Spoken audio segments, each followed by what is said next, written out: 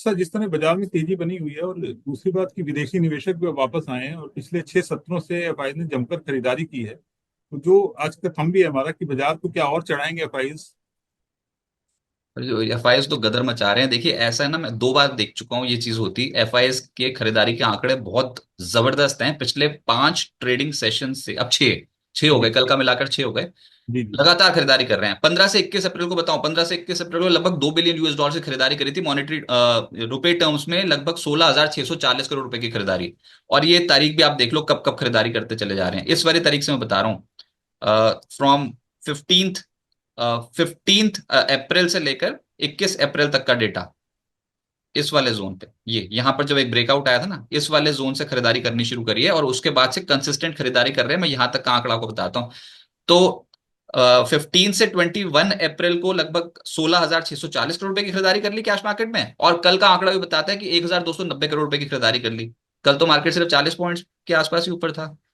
किसी लेवल पे एक तो बेचना रोका हुआ है, ऊपर से कैश मार्केट में खरीदारी कर रहे हैं, तो एफआईज नहीं आने देंगे बाजार को नीचे। अभी ऐसा लग रहा है अब एफआईज महंगाई खरीदते हैं। इससे पहले, अब ये जो खरीदारी हुई है ना, इससे पहले 20 से लेकर 27 मार्च को ऐसी खरीदारी हुई थी। उस समय बाजार बहुत तगड़ा भागा था।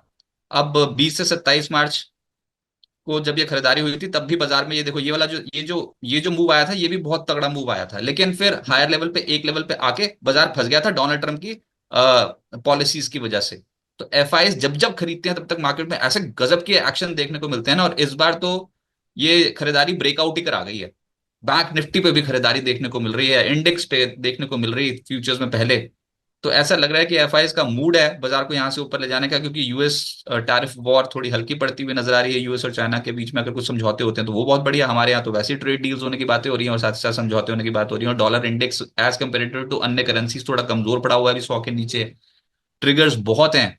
अब अमेरिका में जो मर्जी हो और हमको कुछ नहीं लेना देना। थोड़ा डोनाल्ड ट्रंप का डर खौफ थोड़ा कम हुआ है मार्केट में, और एफआईएस की खरीदारी बढ़ी है। तो हो सकता है बाजार ऊपर जाए। कोई भी डिप आए तो अभी तो ऐड करने के बारे में सोचना चाहिए, अनलेस एंड अनटिल बहुत ही तगड़ा कोई रिवर्सल आ गया। और जैसे मैंने कहा कि अगर कुछ इंडियन गवर्नमेंट कुछ रिटेलिटरी कुछ स्टेप्स लेती भी है, अ, तो उसका भी हो सकता है कि कुछ इम्पैक्ट पड़े लोअर लेवल्स पे। लेकिन वो जो टेरर अटैक हुआ था कल कश्मीर में, लेकिन अगर वो भी आता है तब भी डिप्स में ऐड करने के बारे में सोचना चाहिए, क्योंकि टारगेट बाजार का ऊपर निकल के ही आएगा अगली सीरीज तक। हो सकता है कि 24,800 या फिर 25,100 तक के लेवल्स इंडियन मार्केट्स में देखने को मिले।